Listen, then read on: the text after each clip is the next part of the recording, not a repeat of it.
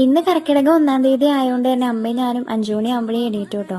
അടിച്ചു തുടക്കലൊക്കെ കഴിഞ്ഞ് കുളിച്ച് വേഗം തന്നെ വിളക്കൊക്കെ വെച്ചു. എന്നിട്ട് ഞാനും ഏട്ടനും കൂടി അഷ്ടമിച്ചിര അമ്പലത്തിൽ പോയി.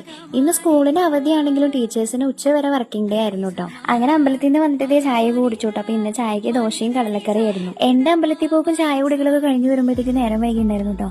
അതിന് എന്നെ ഏട്ടൻ സ്കൂളിലാക്കി തന്നു. ഇന്ന് സ്കൂളിൽ ഇങ്ങനെ പ്രത്യേകിച്ച് പണിയൊന്നും ഉണ്ടായിരുന്നില്ല കേട്ടോ. ഒരു 11 മണി വരെ വെറുതെ ഇരിക്കുകയായിരുന്നു. പിന്നെ അതിനുശേഷം നമ്മളത് ടീച്ചേഴ്സ് കലോത്സവത്തിനുള്ള ഗ്രൂപ്പ് സോങ് ഒക്കെ പ്രാക്ടീസ് ചെയ്യായിരുന്നു. അതിന്റെ ഇടയിൽ എങ്ങനെ നേരം പോയി എന്ന് പോലും അറിയില്ല.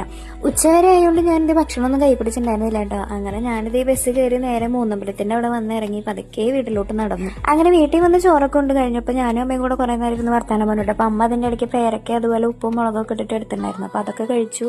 പിന്നെ എന്റെ വീട്ടിൽ നിന്ന് വരുമ്പോൾ കുറച്ച് പയറിന്റെ വിത്ത് കൂടുന്നുണ്ടായിരുന്നു കേട്ടോ. അപ്പൊ അതിവിടെ പിന്നീട് നട്ടുണ്ടായിരുന്നു. അപ്പൊ ഞാനും അമ്മയും കൂടി പോയിട്ട് അതൊക്കെ നോക്കിയിട്ടാ.